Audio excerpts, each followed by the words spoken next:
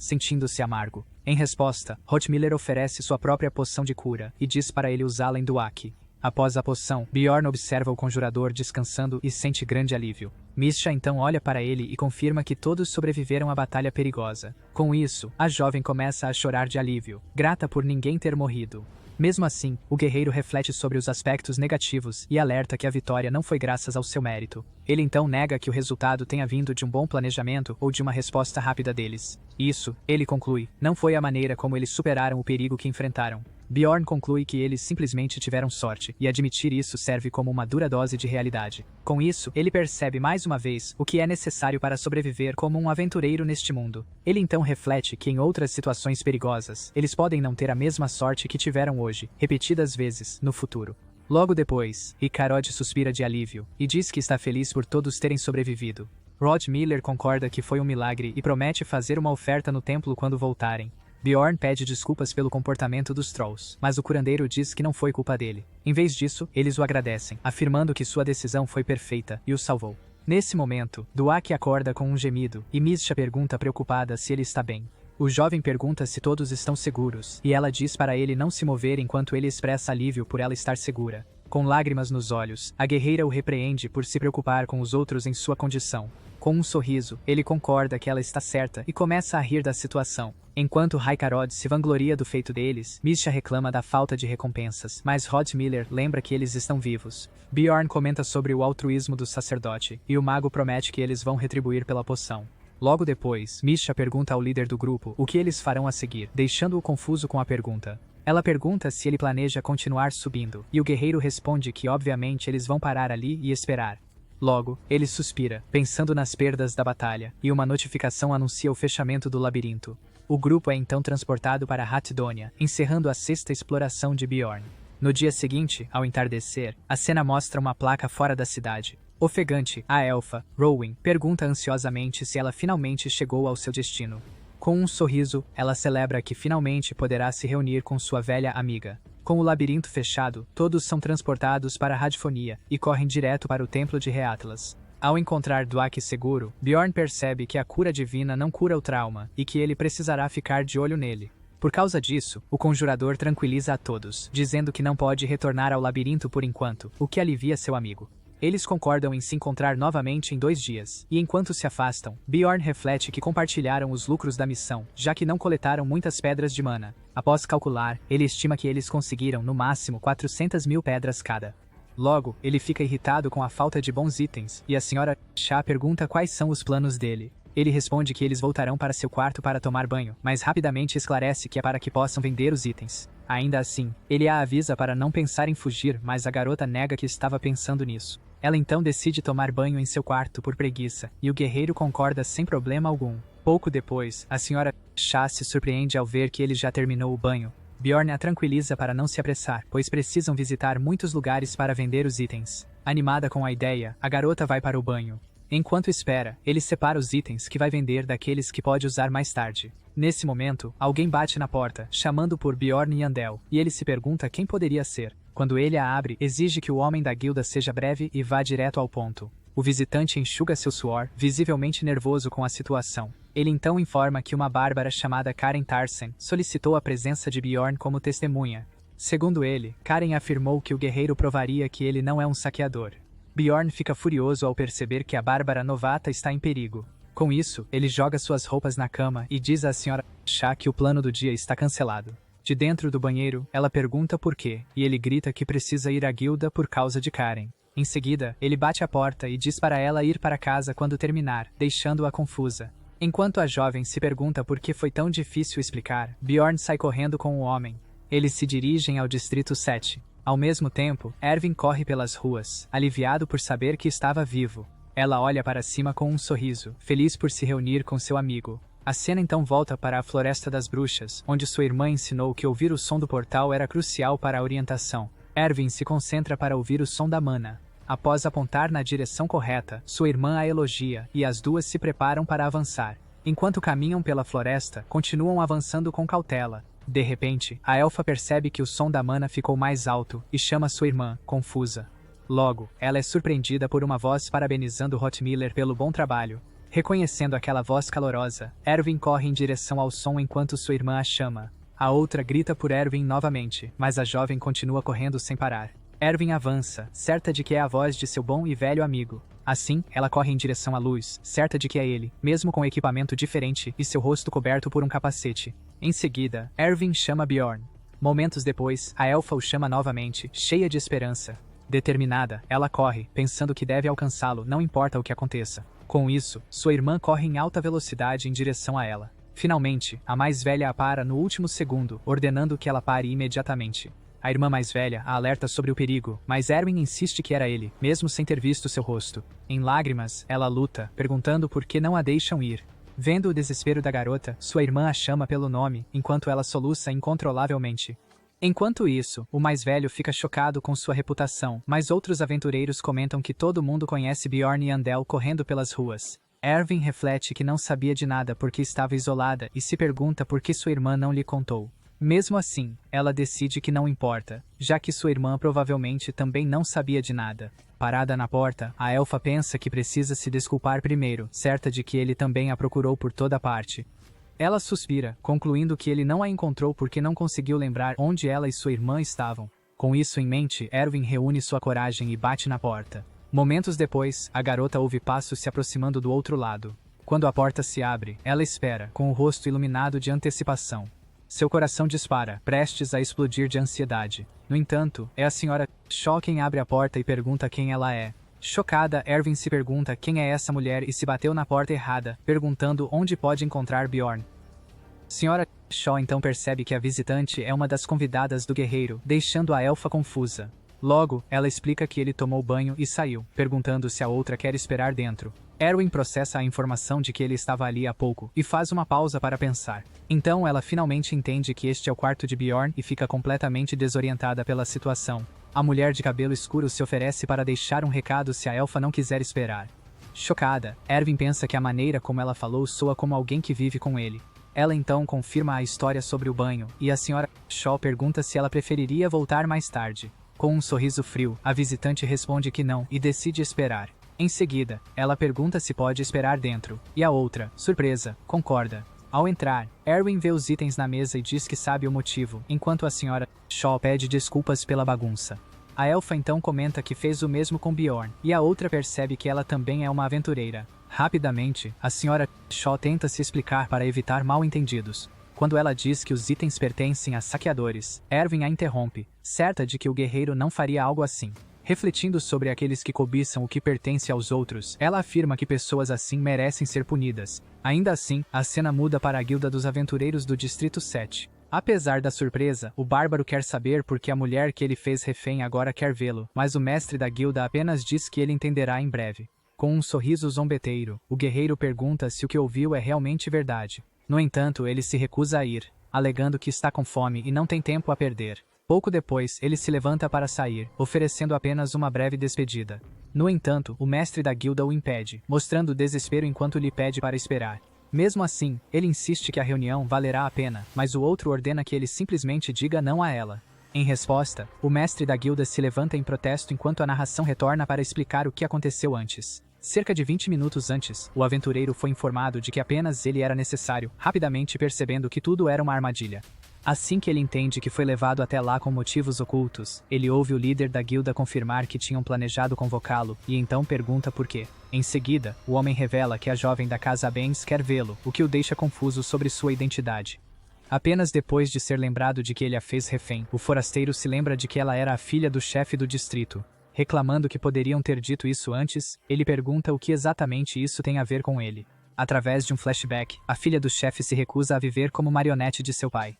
Logo depois, o patriarca conclui que o gerente da filial a escolheu, o que explica sua presença durante a fuga da prisão. Então, um assistente confirma que o bárbaro foi convocado pela jovem, enquanto o líder lamenta sua desobediência. Refletindo, o chefe reconhece que sua filha é sua única fraqueza e interpreta o ato do gerente como uma tentativa de manipulá-lo. Ele então pega sua xícara de chá. Aproveitando o momento, ele decide que pode se livrar de ambos de uma vez. Admitindo para si mesmo, o patriarca confessa que o bárbaro tem o incomodado por algum motivo. De repente, um trovão alto ecoa pelo céu. Logo, a chuva começa a cair, para a grande frustração do aventureiro. Por causa disso, ele decide entrar em um estabelecimento para comer enquanto espera a chuva parar. Pouco depois, seu bife e sopa são servidos para sua satisfação. Ansiosamente, ele mergulha um pedaço de pão na sopa. Seus olhos se concentram na refeição à sua frente. Então, ele corta um pedaço suculento de carne. Ao dar uma mordida, ele começa a refletir sobre o sabor da comida. Ele conclui que a Sra. Shaw grelha bifes muito melhor e pensa em pedir para ela cozinhar. Depois disso, ele observa a chuva e admite que, na verdade, preferia estar comendo Ian and McGially. Com arrependimento, ele lamenta não poder apreciar aquele prato neste mundo. Ainda assim, ele olha para o lado enquanto segura sua bebida. Durante o gole, ele pensa que isso não necessariamente o faz querer voltar. Ele simplesmente se acostumou a essa vida, desde a cama barulhenta até os quartos da pousada. Além disso, ele acabou se afeiçoando às conversas tolas com seus companheiros, mesmo estando plenamente ciente de todos os inconvenientes. Enquanto serve outra bebida, ele percebe que está ficando sentimental e deve ter formado um forte vínculo com seus companheiros. Sozinho à mesa, ele continua bebendo, perdido em pensamentos. No entanto, para continuar em direção aos andares superiores, ele teme que precise formar uma nova equipe. Após refletir, ele conclui que não conseguirá alcançar seu objetivo com o grupo atual. Ele está plenamente ciente de que há criaturas muito mais poderosas do que o Troll nas camadas superiores. Portanto, ele não pode mais contar apenas com a sorte, até que uma voz o chame usando seu sobrenome. Quando ele responde, acaba errando o nome de Erkfried, que prontamente sugere que ele o chame de Avman para simplificar. O recém-chegado se senta e comenta que nunca teria imaginado vê-lo aqui como cliente, revelando que sua esposa é dona do lugar. Surpreso, o aventureiro percebe que ele tem uma esposa e ainda é um aventureiro ativo. Logo, o outro explica que os tempos são financeiramente difíceis, mas acrescenta que isso não é da conta dele. Inesperadamente, ele menciona que o encontro casual foi o que o convenceu, despertando a curiosidade do ouvinte. Naquele momento, ele pede para se juntar à equipe, deixando o veterano completamente surpreso. Justificando-se, o homem-urso diz que alguém que salva uma vida não esfaquearia um companheiro pelas costas. Pensativamente, o bárbaro considera que um companheiro com habilidades de invocação seria útil nos andares superiores. Mesmo assim, ele explica que já tem uma equipe fixa, mas o homem insiste que continuará tentando se abrir uma vaga. Antes de se despedir, o recém-chegado lhe lança um olhar sugestivo, e os dois discutem brevemente a dívida pendente. Depois de concordar em se encontrar novamente em 10 dias, o guerreiro pega um casaco emprestado e segue seu caminho. Em outro lugar, uma voz declara que aqueles que desejam o que pertence a outros merecem punição. Assim que a frase termina, Miss já encara o jovem Erwin na sala escura. Diante da tensão, ela dá um passo para trás, comentando que a outra é mais dura do que parece, e logo questiona suas próprias palavras. Perdida em pensamentos, ela afirma para si mesma que ele não foi tirado dela. Com um olhar cheio de irritação, ela reforça que ele não é um objeto e não pertence a ninguém. Então ela lembra que viajar com sua irmã foi sua própria decisão, feita com a intenção de aprender com ela. Mesmo assim, Erwin não entende por que ela sente tanta raiva da situação. Enquanto se pergunta se teria uma chance em uma luta, Mija pergunta seu nome. Depois de se apresentar, a outra responde como Erwin Fornax Aid Terzia, recebendo um elogio pelo nome e um convite para se sentar. Em seguida, as duas se sentam à mesa, permanecendo em silêncio uma em frente à outra. Pouco depois, a visitante pergunta se, por acaso, a anfitriã está em um relacionamento. Um pouco nervosa, ela nega, explicando que ela e o aventureiro são apenas companheiros, e Erwin diz que agora entende. Ela esclarece que ficou confusa porque ouviu que eles tomam banho juntos, mas Misa rapidamente a corrige, dizendo que apenas usou o banheiro dele. Diante disso, a garota supõe que seu lugar deve ser bem longe, mas a outra responde que não é tão longe assim.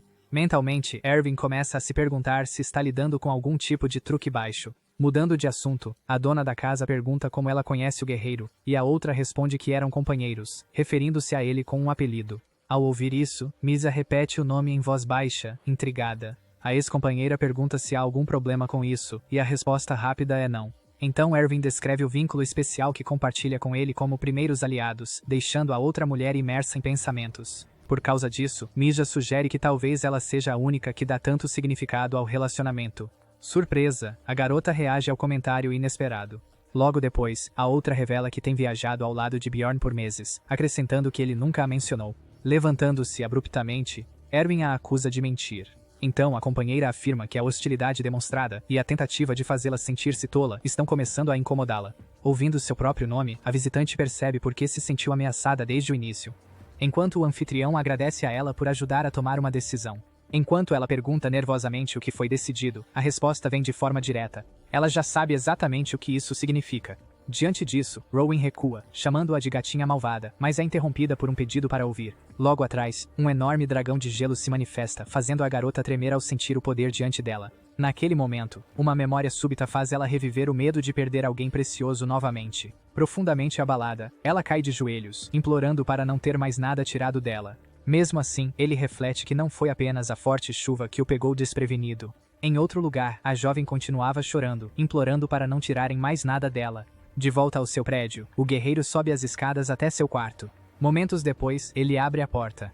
Ao entrar, ele encontra Rowan chorando, percebendo que um reencontro inesperado o aguardava. Sra. Shaw o cumprimenta casualmente e informa que ele tem uma visita, levando-o a acreditar que os dois se encontraram por acaso. Pouco depois, a garota corre em direção a ele chorando, deixando-o completamente confuso. No entanto, ele desvia rapidamente, fazendo-a cair no chão. Ainda no chão, ela range os dentes e pergunta se ele agiu assim por causa da presença daquela mulher. Confuso, ele a questiona, sem entender do que ela está falando. Nesse momento, o mago pergunta por que ele demorou tanto para voltar. Sem jeito, ele explica que Karen foi considerada inocente, enquanto ao fundo, Rowan assiste a tudo, visivelmente chocada. Então, o outro o parabeniza pelo esforço, fazendo-o se encolher com um simples toque. Com isso, ele pergunta se há algo errado com ela, mas ela diz que estava apenas elogiando seu bom trabalho. Ela então observa que bárbaros e homens-fera não são estranhos uns aos outros, provocando ainda mais irritação de Rowan. Logo depois, Sra. Shaw começa a secar o cabelo dele com uma toalha, aconselhando-o a tomar cuidado para não pegar um resfriado. Nesse momento, ele se vira para Rowan e diz que estava pensando em procurá-la, o que a deixa visivelmente animada. Ele então confirma que ela foi sua primeira companheira, fazendo-a pensar que sempre soube que seu encontro foi especial. Enquanto isso, o outro reage com ciúmes à palavra especial, e Rowan se sente feliz por estar certa. Logo depois, ela começa a contar tudo o que aconteceu desde a separação deles. Orgulhosamente, ela revela que agora é capaz de invocar todos os 4 elementais e despertou 3 atributos. Surpreso com seu progresso, ele ouve enquanto ela confirma que trabalhou muito para chegar a esse ponto. Vendo seu crescimento, ele acha que ela tem muito talento e que seria incrível se ela despertasse o último atributo. Ele reflete que isso abriria caminho para o estágio final, mas lamenta o fato de ela ainda estar viajando com sua irmã. Finalmente, ele comenta com alívio que a única razão pela qual ela não tinha visitado foi porque estava ocupada, embora ela tente corrigir essa ideia. Mas Sra. Shaw interrompe, tocando o ombro dela e dizendo que ele está certo, fazendo a jovem estremecer. Ela então acrescenta que é normal para um novato focar no crescimento, e ele percebe que ela estremece novamente. Com isso, ele pergunta o que aconteceu durante sua ausência, mas recebe uma firme negação. Em seguida, Misha diz que os dois se tornaram bons amigos e pergunta se o outro concorda. Erwin responde hesitante, e ao observar a cena, conclui que algo realmente aconteceu. Mesmo assim, cansado demais para se importar, ele os dispensa, dizendo que a chuva passou e que precisa descansar. Lá fora, a mulher de cabelos prateados pergunta se Erwin está indo na mesma direção e sugere ir adiante. A outra insiste que pode esperar, suspeitando que Misha planeja voltar para o quarto do guerreiro. Com um sorriso brincalhão, ela pergunta se sua rival pretende esperar dentro do quarto dele.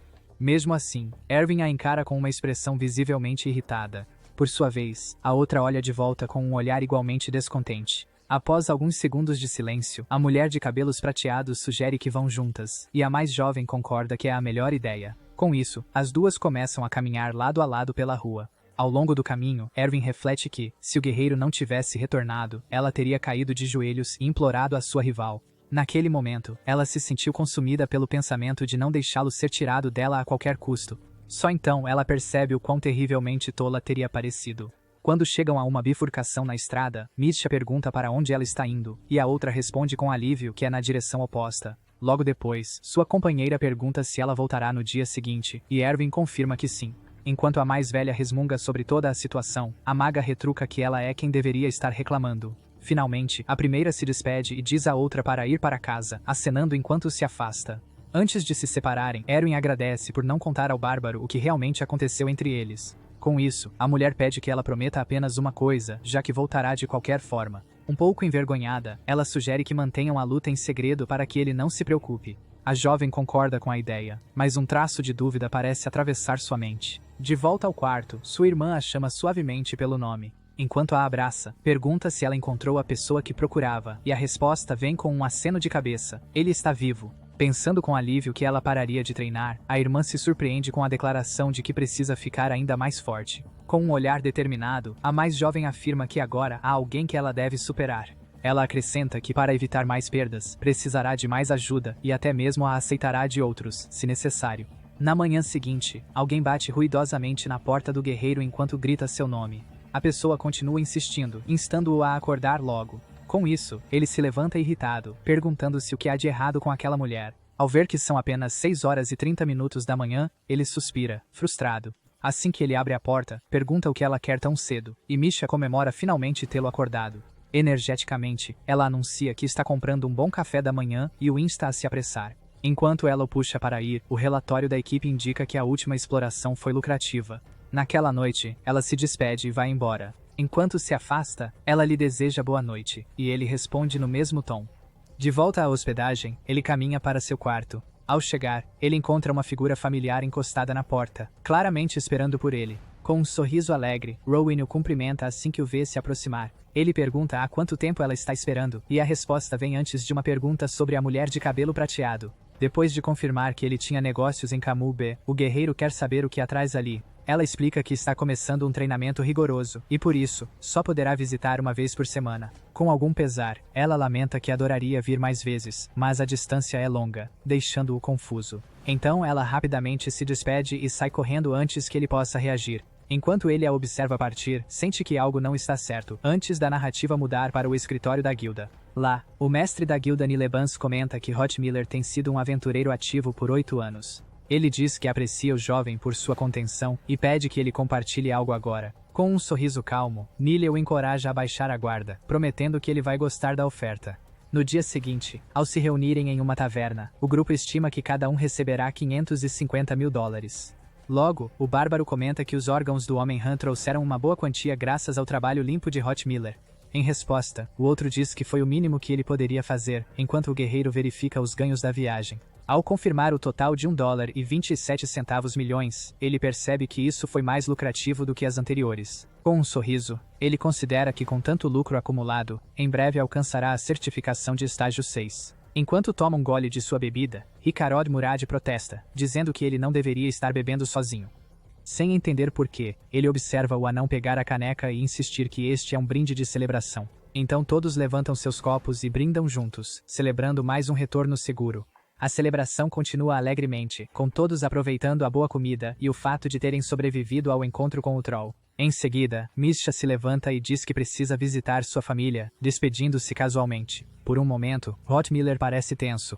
Logo depois, ele também se levanta, dizendo que tem algumas coisas para resolver e está saindo. Assim que ele sai, o bárbaro considera que não deveria ir embora imediatamente, pois isso poderia irritar o anão. No entanto, ele tem sorte ao perceber que Hikarod encontra alguns conhecidos para beber, facilitando sua própria saída. Quando está prestes a sair discretamente, ele é chamado por Duaki. Nervosamente, o jovem sugere mais uma rodada, dizendo que nunca conversaram sozinhos antes. Observando seu companheiro em silêncio, ele se pergunta se há algo sério a ser discutido. Em uma atmosfera constrangedora, Duaki propõe um brinde, enquanto ele se arrepende de não ter saído mais cedo. Sem rodeios, ele pergunta se o outro está totalmente recuperado, e recebe um sim como resposta. Com isso, ele bate na própria cabeça e comenta sobre o corpo do amigo, lembrando-o que ele estava dobrado ao meio. Então ele pergunta se Duaki tem força mental para continuar enfrentando o labirinto. Sinceramente, o jovem admite que sua mão ainda treme ao lembrar da luta contra o Troll. Ele confessa que realmente pensou que ia morrer naquele dia, mas com firmeza na voz, diz que precisa superar isso como qualquer aventureiro faria, e assegura que está pronto para a próxima. Então, o bárbaro pergunta por que ele sente essa necessidade de superar, observando enquanto o outro segura sua caneca. Com um sorriso calmo, o jovem responde que é simplesmente porque ele gosta da vida aventureira. Logo depois, seu companheiro o lembra que seu objetivo era se tornar um grande aventureiro para restaurar a reputação da Casa do Barão. Com um olhar mais sombrio, Duaki revela que isso era uma mentira. Tudo o que ele sempre quis foi a atenção de seu pai, agora falecido. Ele explica ainda que seu irmão nem sabia que ele existia, o que o fazia sentir que tudo era sem sentido. Antes mesmo de terminar o pensamento, ele bate na mesa, dando a impressão de que está prestes a dizer algo definitivo. E de fato, ele declara que superou tudo graças aos amigos ao seu lado, deixando o bárbaro surpreso com sua sinceridade. Enquanto desabafa, o guerreiro promete que não trará à tona seu trauma novamente. Duaki então comenta que no fundo, ele é gentil, mas o outro simplesmente pensa que teria sido melhor ir direto para casa. Em seguida, ele respira fundo e coloca sua caneca na mesa, encerrando o brinde. Logo, o jovem diz que tem uma pergunta para fazer e recebe permissão para falar. Hesitante, ele pensa na senhora Chá antes de perguntar. Corando, Duak finalmente pergunta se ele e a mulher estão em um relacionamento, fazendo o bárbaro entender tudo. Enquanto isso, em outro lugar da cidade, Hot Miller é visto caminhando silenciosamente. Seus passos ecoam pelas ruas ao anoitecer, mantendo uma expressão séria. Em uma memória, o chefe do distrito comenta que revisou seus registros na noite anterior. Logo depois, ele questiona se é injusto que ele levou 8 anos para chegar ao nível 7, enquanto o bárbaro alcançou o nível 6 em apenas 6 meses. Quando ele tenta defender seus companheiros, o chefe interrompe friamente, afirmando que eles continuarão subindo. Com um sorriso presunçoso, ele acrescenta que é porque eles não são comuns como ele. Finalmente, ele lança a provocação. Ele realmente acredita que eles ficarão juntos. Ele estima que restam apenas alguns meses de sorte. O homem conclui que isso só será possível se os outros tiverem pena dele o suficiente para mantê-lo no grupo. Antes de terminar, ele diz a Hot Miller que espera que ele tome uma decisão sábia. Mais tarde, a narrativa muda para a vista noturna do quarto do guerreiro. Irritado, ele entra no quarto, já sabendo que o garoto desmaiaria depois de beber tanto de uma vez. De repente, uma voz feminina o cumprimenta, chamando-o de Sr. Yandel e explicando que veio porque ele não estava respondendo à sua convocação.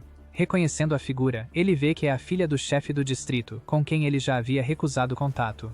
Enquanto ele tenta mandá-la embora, ela o surpreende revelando que Hot Miller se encontrou com seu pai. Ela então o avisa, dizendo que o velho deve ter usado algum truque sujo, embora admita que não sabe o que foi. Cansado da conversa confusa, ele pergunta diretamente o que a jovem quer dele. Com firmeza, ela declara que quer ver seu pai perder absolutamente tudo. Ela então explica que precisa da ajuda dele, ou continuará vivendo como uma marionete. Sem hesitação, ele a interrompe severamente, e diz para ela sair imediatamente. Enquanto a empurra em direção à porta, ele pensa que não tem motivo para causar problemas com o chefe do distrito. Lá fora, a garota grita, incapaz de acreditar que ele estava falando sério. Antes de sair, ela afirma que é a única que pode parar os esquemas de seu pai, e garante que ele saberá onde encontrá-la se mudar de ideia. Depois disso, ele se joga na cama, sentindo um pouco de paz pela primeira vez. Seus pensamentos se voltam para Ron Miller, concluindo que precisará ficar de olho nele. A partir de então, ele narra que seus dias seguiram uma rotina, comendo o bife preparado pela Sra. Chá todas as manhãs. À tarde, ele visitava a biblioteca com Irwin, onde tentava entender melhor aquele mundo tão diferente do jogo original. Com o tempo, sempre que o companheiro aparecia, os três acabavam passando os dias juntos. Durante uma reunião de equipe, ele percebe que o outro aventureiro não mencionou seu encontro com o chefe, e se pergunta se deveria falar sobre isso. Além disso, ele recebe 5 milhões de dólares do Homem-Urso, mas considera o item oferecido de qualidade inferior. Assim, os dias passam rapidamente até a chegada da 15ª noite do mês. Como era o momento ideal para fazer algo diferente, ele decide primeiro verificar o chat, já que poderia visitar o mercado a qualquer momento. Ao entrar, ele percebe que o chat do grupo bárbaro está completamente vazio, deduzindo que a raça não é muito popular. Ao explorar outra lista, ele observa que apenas 3 tanques estão online. De repente, ele se surpreende ao encontrar um chat em grupo para a República da Coreia. Sem pensar 2 vezes, ele clica no nome e é instantaneamente transportado para outro lugar. Surpreso, ele observa a sala luxuosa ao seu redor, tentando descobrir onde está. Logo alguém comenta que ele finalmente apareceu, e só então o guerreiro reconhece a pessoa, perguntando se é o Sargento Lee. Em choque, o jovem murmura o nome do sargento ao reconhecer o uniforme de Baekho Lee. Ao perguntar, o homem à sua frente confirma sua identidade com uma risada, e diz que ele está certo. Então, o ex-soldado chora de alegria ao lembrar que esse foi o dia de sua dispensa militar. Incrédulo, o outro dá um passo para trás. Ele então entra em pânico, se perguntando que tipo de azar terrível é esse. 5 minutos depois, os dois finalmente se acalmam e decidem se apresentar adequadamente. Assim, Bion se apresenta como Han-Soo Lee, 29 anos, e o sargento fica surpreso que ele também seja um Lee. Logo, o homem mais jovem diz que seu nome é Baekho Lee e que tem 23 anos, o que confunde Han-Soo. Com um sorriso, o veterano explica que já faz mais de 10 anos desde que chegou naquele lugar. Percebendo que Baekho seria tecnicamente mais velho, Han-Soo é interrompido antes de poder terminar sua frase. Com um sorriso vitorioso, o sargento declara que Han-Soo é definitivamente o mais velho e ele concorda sem jeito. Pouco depois, o homem de uniforme pede desculpas e informa que ainda precisa testá-lo. Curioso, Han-Soo pergunta o que ele quer dizer com um teste, enquanto o outro sorri misteriosamente. Ele explica que não é por desconfiança, mas algo que ele faz com todos que afirmam ser coreanos. Em seguida, o recém-chegado passa por um teste para provar sua nacionalidade, descobrindo que Biko é alguém importante ali. O ex-militar explica que muitos fingiram ser coreanos, então ele pede a Han-soo para dizer a primeira coisa que lhe vier à mente. Com isso, ele respira fundo e se prepara para começar o teste. Apesar da tensão, Han-soo concorda, mas não consegue evitar se sentir um pouco nervoso. Assim que Biko diz, kimchi, ele imediatamente responde, jjigae. Em seguida, ao ouvir, cabeça de vaca, ele completa com, gukbap. Quando o outro diz, saudita, Han-soo responde, Arábia, sem hesitar. Biko então se levanta e grita o lema do exército, que o homem mais velho completa fielmente. Logo depois, Han-soo confessa que na verdade fez serviço público, surpreendendo o outro. O sargento se senta novamente e decide continuar. Com um olhar intenso, ele diz que tem mais uma pergunta, o que deixa Han-soo nervoso. Então ele pergunta a opinião de Han-soo sobre Wang Yongli, o que o irrita devido à pergunta boba. Desapontado, o homem se inclina para a frente, pois esperava algo mais profundo. Satisfeito, o soldado declara que agora confia nele, enquanto Han-soo não consegue acreditar na seriedade da situação. A cena foca no jogador coreano que viveu lá por 10 anos, rindo descontroladamente. Enquanto observa, Han-soo pensa que ele não parece uma má pessoa, mas se pergunta se ele pode ser um pouco louco. O ex-soldado se desculpa pelo ato, explicando que ele havia preparado essa fala há 3 anos para qualquer um que passasse no teste.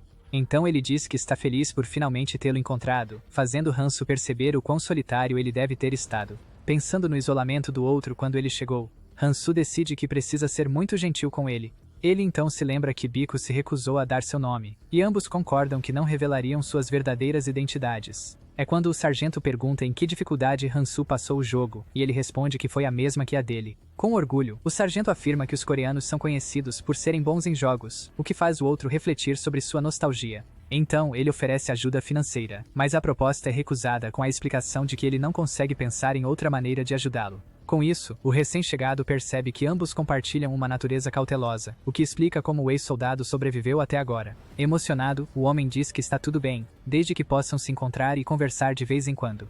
Mesmo assim, ele insiste em ajudar e pede uma pergunta, e o companheiro então pergunta se ele conhece o administrador da comunidade. Pela sua reação hesitante, fica claro que a resposta é não.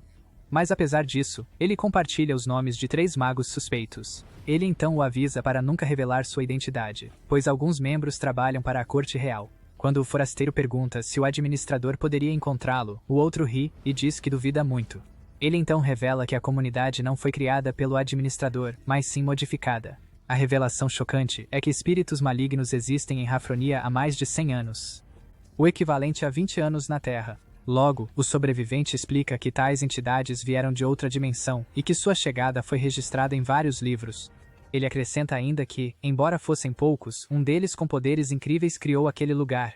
Com isso, ele conclui que o administrador atual provavelmente herdou o território, o que surpreende o novo membro. Enquanto se pergunta como ele descobriu tudo aquilo, ele aproveita para pedir mais informações. O outro então admite que está escondido e não tem acesso aos últimos boatos, mas oferece uma alternativa. Ele revela a existência de um grupo de chat para coletar informações, mas adverte que os membros são peculiares. O grupo se chama Observadores da Távola Redonda, e segundo ele, é um chat privado para veteranos acessado por código. Após explicar tudo em detalhes, ele diz que precisa ir agora. Ele explica a urgência dizendo que o efeito da pílula que ele roubou do Ministério da Segurança está passando, o que o deixa chocado. Assim que o informante sai, o recém-chegado senta-se à sua mesa e tenta acessar o chat dos Observadores da Távola Redonda. Seu status é verificado, e uma mensagem de boas-vindas assegura-lhe que ele permanecerá anônimo durante a reunião. Ele entende que está em uma zona de personalização e aceita a regra de ocultar sua identidade. Em seguida, uma grande porta se abre lentamente diante dele. Usando uma máscara de leão, o usuário caminha pelo corredor em direção ao momento da verdade. Com passos firmes, ele continua caminhando pelo tapete vermelho. Ao entrar no salão, ele encontra uma grande mesa redonda onde vários membros mascarados o aguardam. Imediatamente, ele percebe os olhares hostis dos 4 participantes presentes na sala. Um deles comenta que nunca viu aquela máscara antes, enquanto o outro questiona como ele entrou, já que não convidam ninguém há mais de 1 ano.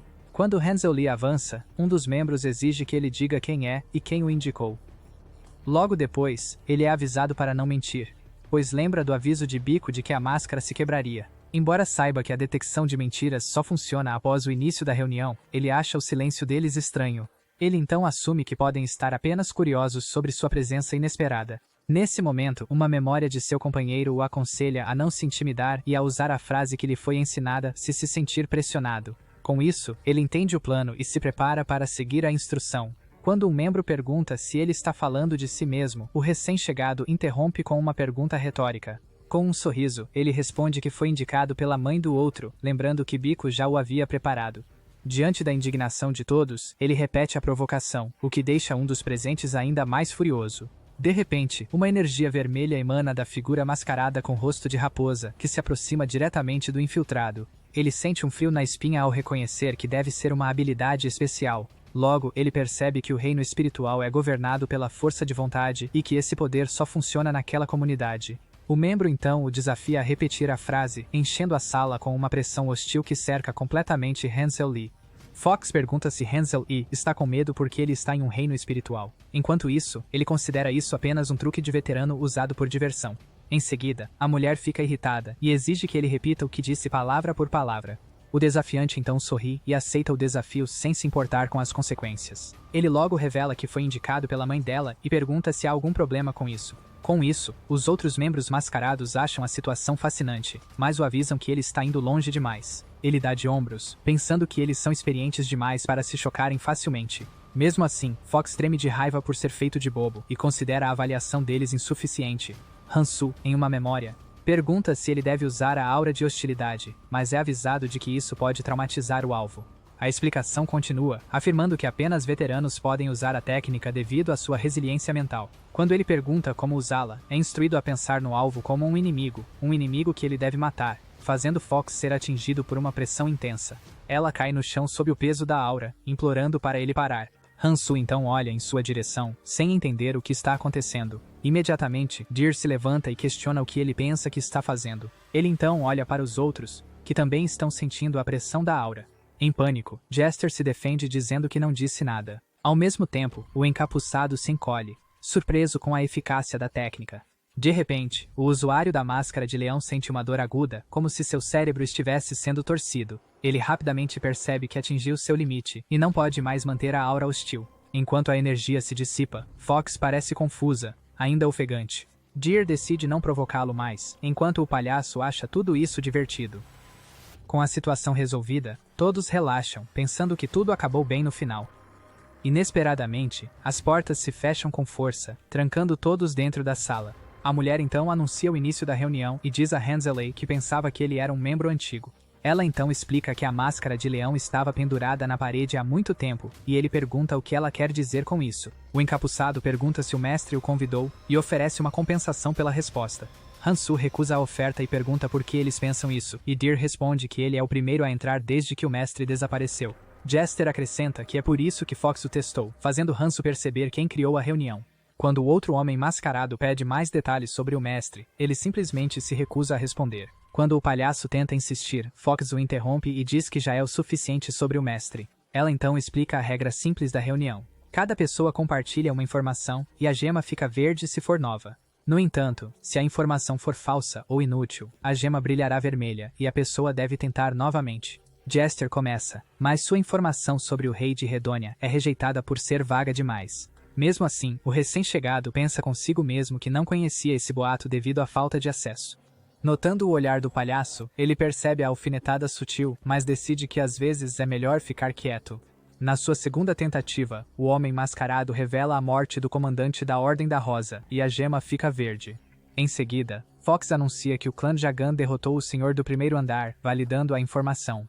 Com isso, o infiltrador descobre que foi o clã Jagan que comprou seu guia e se sente feliz por ter vindo à reunião. Logo, Encapuçado compartilha que ativar uma peça oculta na Ilha dos Elfos Silenciosos invocará 3 Ravgani. Mesmo assim, quando ele tenta seguir em frente, a gema brilha vermelha, surpreendendo-o. O palhaço o conforta enquanto o outro lamenta ter mais uma pessoa com quem se preocupar além de si mesmo. Na nova tentativa, Encapuçado diz que a tribo élfica encontrou vestígios do ladrão de relíquias. Jester defende a informação como valiosa, e com a aprovação de Fox, ele deduz que o informante é um elfo. Finalmente, o usuário da máscara de leão se prepara para falar, anunciando que é sua vez de compartilhar algo. Ele revela que Vandeman sempre deixa uma essência se for caçado por um trio, fazendo a gema brilhar verde. Sentindo-se aliviados, Fox e Deer ficam chocados com a ideia de caçar Vandeman com apenas 3 pessoas. O palhaço também treme, duvidando que tal façanha seja realmente possível. O membro mais novo acha sua surpresa estranha, já que há uma maneira garantida de caçar a criatura. Uma explicação revela que Vandeman é um monstro de nível 3, que é fácil de derrotar, mas tem uma taxa de encontro muito baixa. É por isso que ele escolheu esta informação, já que as condições difíceis a tornam praticamente inútil. Enquanto Deer compartilha sua informação e termina a primeira rodada, os participantes decidem se vão continuar. Imediatamente, encupuçado, o palhaço e o arqueiro dizem que terminaram por hoje.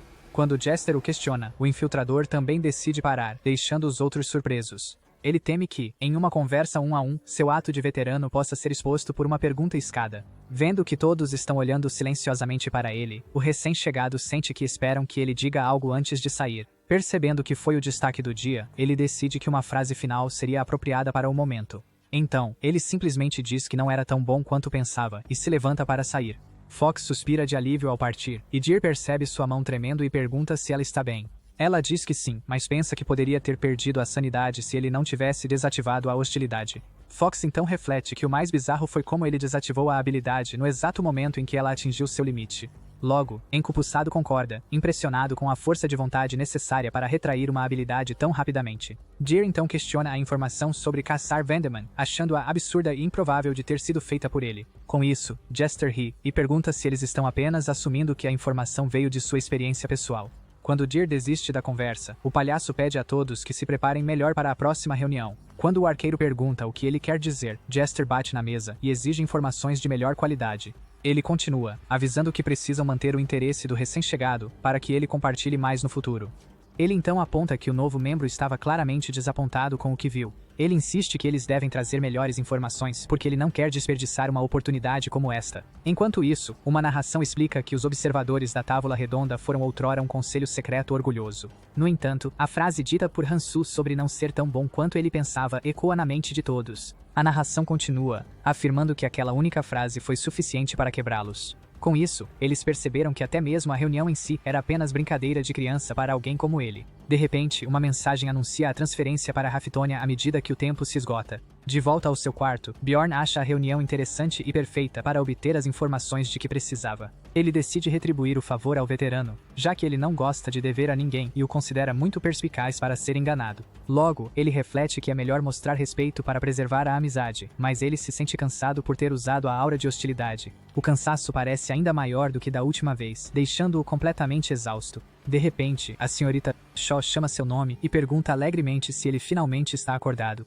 Enquanto ela boceja, pergunta o que ele fez para dormir o dia todo, e ele responde que simplesmente não conseguia dormir antes. Quando ele pergunta se ela esteve lá o dia todo, a jovem nega ter preguiça e afirma que treinou muito. Ela então menciona ter encontrado Duak e visitado seu clã, deixando-o surpreso com a notícia. Ela confirma que o jovem queria discutir algo, fazendo o outro refletir que sentimentos entre colegas de equipe levam a problemas. Quando Bjorn insiste em saber o que Duak queria, a senhorita Shaw hesita em compartilhar o segredo de outra pessoa. Ainda no quarto de Bjorn, a senhorita Shaw hesita em compartilhar um segredo que pertence a outra pessoa. No entanto, o guerreiro insiste que não deve haver segredos entre eles, deixando-a desconcertada. Como a tática funciona, a jovem decide revelar tudo o que discutiu com Duak. Assim que ela diz que o jovem está apaixonado, seu companheiro reage chocado com a revelação.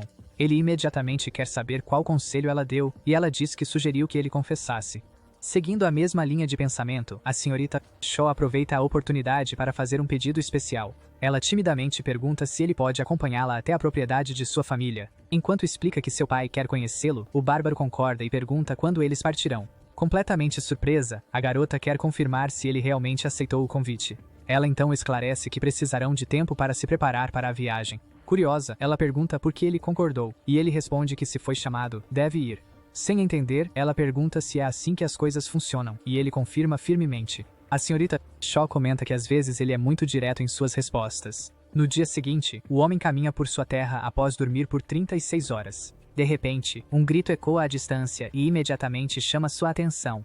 Em uma memória, ele suportou dor para aumentar seus atributos, restando apenas uma fase. A perspectiva de despertar uma habilidade especial o motivou, e 3 dias depois, a jornada começou. Dentro da carruagem, o guerreiro entende por que a viagem é cansativa para seu companheiro, que logo anuncia sua chegada. Quando o veículo para, ambos descem para a rua.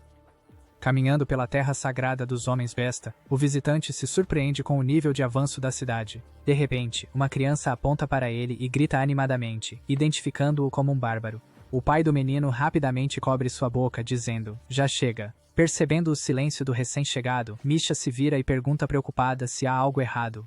Logo depois, ela quer saber se ele se sente indesejado, mas ele simplesmente comenta que achou interessante. Comparando o lugar ao ambiente desolado de seu povo, o bárbaro pergunta se todas as terras sagradas são assim. Ele admite que esperava que os homens besta vivessem de forma mais primitiva, escondidos na floresta. Misha explica que isso costumava fazer parte de uma antiga tradição, levando-o a perguntar por que seu próprio povo não mudou.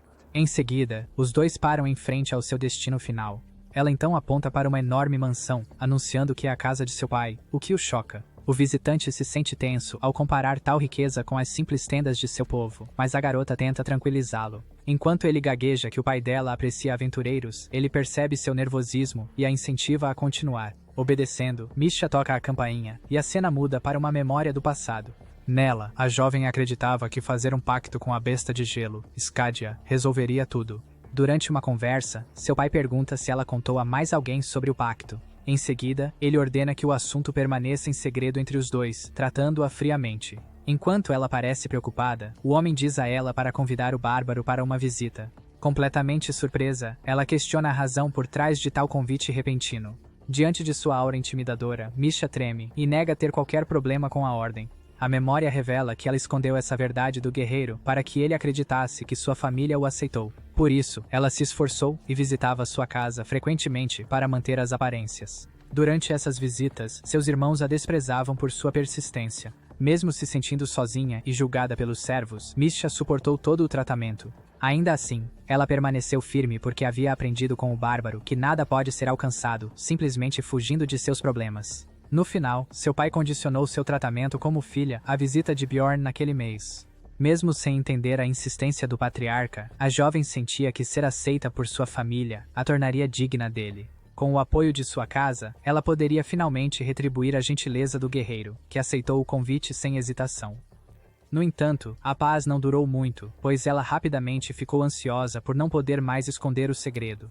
De volta ao portão, Misha decide revelar que seu pai é o único que sabe sobre o pacto com a besta da alma.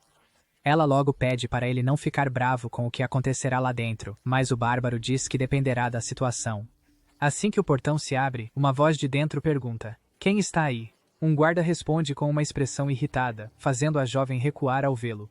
O homem então murmura baixinho, questionando por que ela continua voltando. Tentando aliviar a tensão, Misha diz ao seu companheiro para não se preocupar com isso. Ele responde com um sorriso assustador, levando a garota a pedir nervosamente que ele pare. Ela então explica que seu pai em breve falará com os outros e pede paciência até que isso aconteça. Com os punhos cerrados, o guerreiro fica furioso que um pai faria sua filha sofrer para proteger sua própria reputação.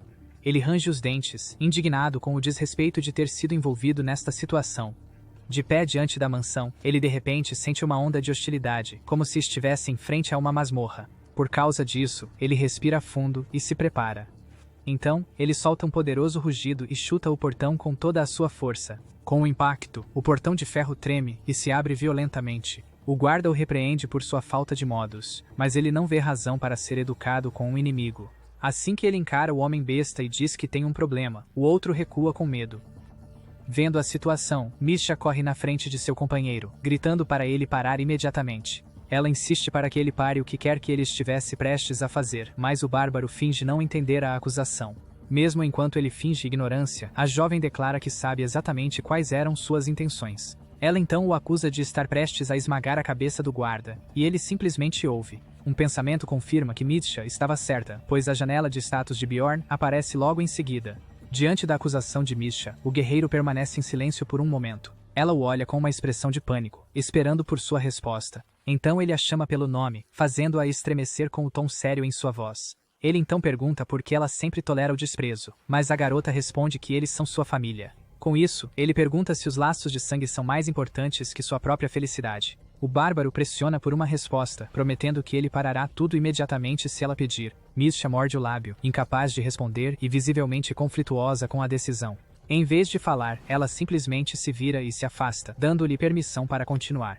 Ele então a tranquiliza, pedindo para ela apenas assistir enquanto o guarda reclama sobre a conversa deles. Antes que o agressor possa terminar sua provocação, sua cabeça é brutalmente arremessada contra o chão. Logo depois, um chute poderoso o faz voar pelo ar. Com o impacto, o homem-besta desaba inconsciente no chão, chocando os outros espectadores. O barulho atrai mais atenção e passos apressados rapidamente se aproximam da área. Outro guarda relata em pânico que um bárbaro de repente começou a espancar Brant. Enquanto Misha questiona suas intenções, um novo guarda chega correndo e ordena que ele pare. À medida que se aproxima, o recém-chegado parece reconhecer o rosto do agressor. Logo, o irmão da garota chega com seus soldados e, sem formalidades, exige uma explicação sobre o que aconteceu. Ele então o ameaça, avisando que não sairá ileso se a justificativa não for convincente. Em resposta, o bárbaro se identifica como um convidado oficial do líder daquele clã. Ele então explica que foi tratado como inferior e viu seu companheiro ser zombado, perguntando se ainda deve uma explicação a eles. O irmão de Miches ri da situação, dizendo que como ela é tratada é uma questão interna. Mesmo assim, ele promete punição apropriada para o subordinado, mas o guerreiro repete suas palavras com claro ceticismo. Seu plano inicial era apenas machucar o guarda para lhe ensinar uma lição. Com isso, ele se aproxima do nobre e pergunta se ele também tem algo errado com a cabeça. Enquanto Michecha grita em desespero, ele reflete que parar agora o faria parecer apenas mais um bárbaro comum. Para evitar isso, ele respira fundo e decide que precisa ir um passo além. Logo, uma onda devastadora de energia é liberada, jogando os guardas para trás. A força do ataque faz as pernas de Lord Talon tremerem enquanto um guarda grita seu nome em pânico. Surpreso pelo poder, Talon furiosamente exige o significado desse comportamento. Com um olhar furioso, o visitante pergunta se tratam a filha assim apenas porque ela falhou no pacto, mesmo sendo uma descendente direta. Ele interrompe Lord Talon para sugerir que talvez tudo isso tenha sido apenas um mal-entendido. Então, ele o desafia a pedir desculpas e aceitar Michecha se ela realmente tiver um pacto com uma besta da alma. Pressionado, Talon concorda em pedir desculpas, embora duvide que um milagre assim pudesse ter acontecido. Com um sorriso, o bárbaro simplesmente declara que o acordo está feito. Logo depois, ele se vira e pede a Michecha para mostrar a todos, o que a pega de surpresa. Mesmo hesitando por medo da reação de seu pai, Michecha é tranquilizada por ele, que diz que é para isso que a família serve. O guerreiro a incentiva a fazer o que realmente deseja, lembrando-a de que está lá para apoiá-la. Enquanto isso, de uma varanda, outros observavam a tensão crescer entre os dois. Nervosa, a jovem junta as mãos e finalmente diz que já teve o suficiente daquela situação. De repente, o patriarca aparece e dispensa todos, fazendo o visitante perceber quem causou a comoção. No escritório da residência, Karlstein agradece por aceitar o convite, observando os bons modos do bárbaro. Ele então pergunta por que o jovem agiu daquela forma enquanto ativa uma habilidade que induz ao medo. Com uma aura ameaçadora, o líder o repreende, dizendo que seu comportamento foi rude. A sensação de medo toma conta do corpo de seu oponente, que para de reagir, mesmo sabendo que é apenas uma habilidade. Após entender a razão do medo de Miches, suas altas resistências anulam o efeito da paralisia. No entanto, ele percebe que a habilidade não funcionará como esperado enquanto Karlstein exige uma resposta. Em um movimento rápido, ele agarra a mão do homem e questiona por que ele o tocou sem permissão. Ele então afasta a mão do homem com um gesto simples, afirmando que respeito é algo que se dá para receber. O convidado então revela que aceitou o convite daquela casa por duas razões específicas. O primeiro era para impedir que Michecha deixasse o grupo e abandonasse a aventura. Se ela fosse reconhecida pela família, ele temia que a enviassem para trabalhar com outro clã. A segunda razão era evitar suspeitas de que ela era um espírito maligno devido ao pacto tardio. Por isso ele precisava fazer a visita para dar uma explicação lógica e encobrir os segredos de seu progresso. No entanto, ele descobriu que a jovem ainda estava sendo maltratada e que o líder o pressionava com arrogância. Karlstein então pergunta se ele não tem medo da morte, mas o bárbaro responde que certamente não tem medo dele. Mesmo sabendo que poderia ser esmagado, ele confiava que seu chefe nunca deixaria sua morte passar despercebida. Com isso, ele o desafia a matá-lo, lembrando-o de que ele é o bárbaro mais promissor e um convidado oficial. Sua morte iniciaria outra guerra porque é assim que seu povo age quando se sente traído. Karlstein começa a rir, dizendo que sabe que por trás da calma, ele está apenas com raiva. Então ele para e revela que sabe que seu oponente usou um item específico para conseguir isso. Embora suspeitasse que o homem soubesse sobre o anel, o guerreiro finge não entender, mas é chamado de péssimo ator. Ele logo afirma que Karlstein fala em enigmas, e o outro esclarece que está se referindo ao item do pacto com a besta de gelo. Apesar da insistência para admitir, o jovem continua perguntando de qual item ele está falando. Karlstein então exige que ele confesse, alegando que precisa disso para continuar, embora sinta que algo está errado. Com isso, os instintos do visitante o alertam de que é tudo um blefe sobre conhecer o item. Ele percebe que o líder sabe que existe um objeto, mas não qual, e o pressiona por uma resposta clara. Ao ver sua irmã tremer, ele entende que foi deliberadamente exposto ao tratamento dela como uma forma de pressão. Ele então fica furioso com Karlstein por não se importar com os sentimentos de sua filha e o considera pior que um patife. Por causa disso, ele decide que é hora de usar uma habilidade que o convenceu de que ser bárbaro era sua melhor escolha. Em seguida, ele se prepara para ativar sua técnica final e super eficaz. Batendo no peito, ele jura por sua honra como guerreiro que não tem ideia do que o homem está falando. Diante da surpresa do patriarca, ele promete que descobrirá sobre o item e retornará com a informação.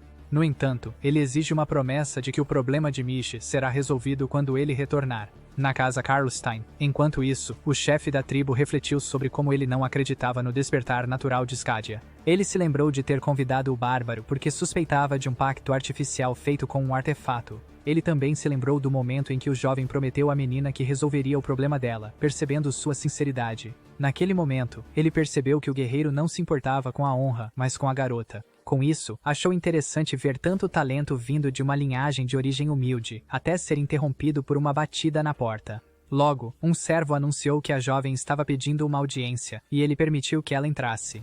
Ela então hesitou ao tentar confessar algo que havia escondido dele. No entanto, ele a interrompeu para garantir que cumpriria sua promessa porque agora ela fazia parte do clã.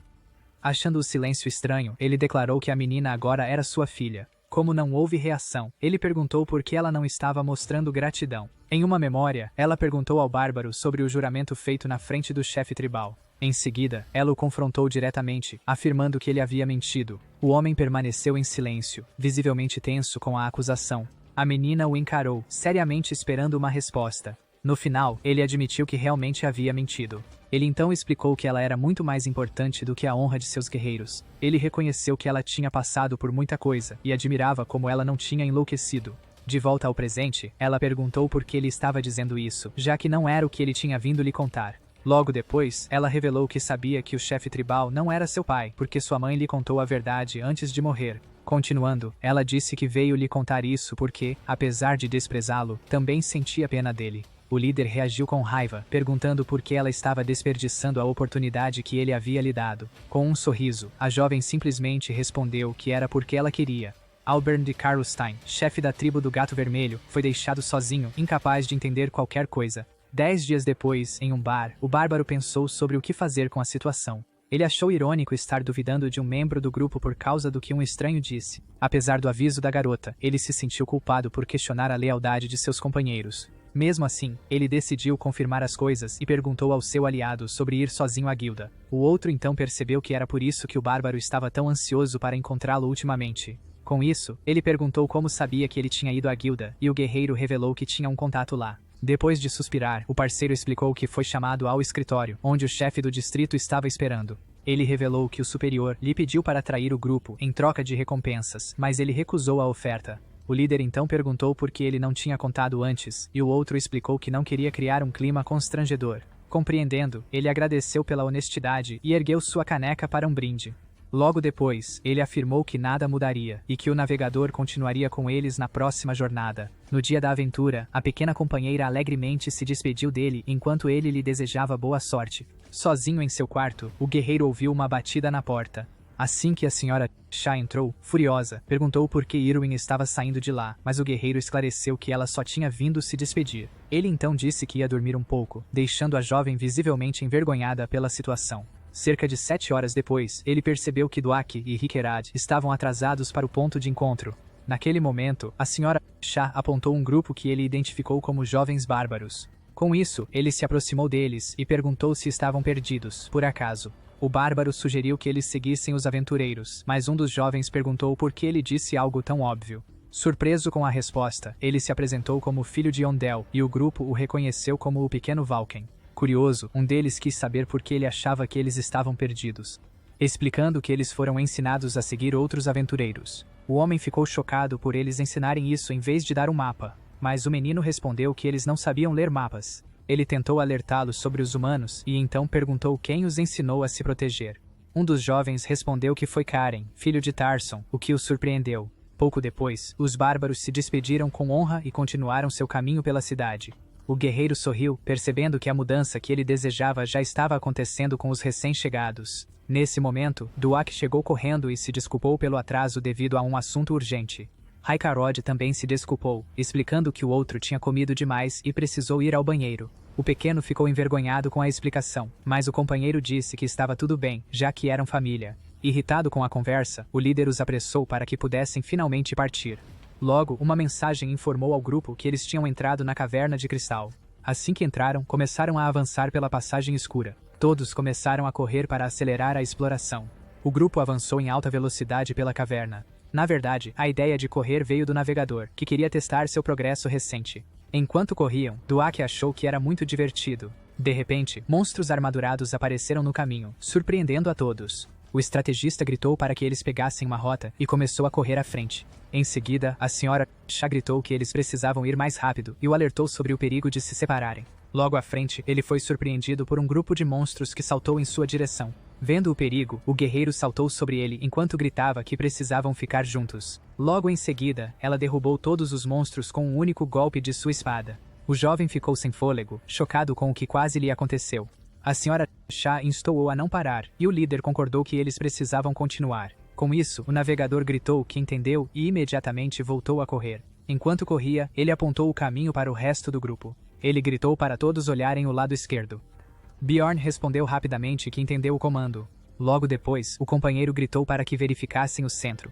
Duak pensou que, apesar de sua resistência, correr sem parar por horas era exaustivo. Enquanto isso, o bárbaro perguntou se o pequeno tinha engordado, e ele respondeu que era por causa do conselho sobre a senhora Chá. Em uma lembrança, ele recordou ter dito isso para evitar que ele se declarasse para ela. Raikarod acreditava que os dois estavam dando o máximo, assim como ele. Finalmente, o grupo chegou, ofegante, diante de um grande monólito brilhante no final da caverna. O navegador socou o chão em frustração, gritando que não podia fazer o que queria. Hotmiller cerrou o punho, pensando que ainda não poderia ser tarde demais para agir. Então ele se levantou e disse que 3 equipes estavam à frente, com cerca de 30 minutos de vantagem. Com isso, ele declarou que poderiam alcançar, e o resto do grupo concordou entusiasticamente.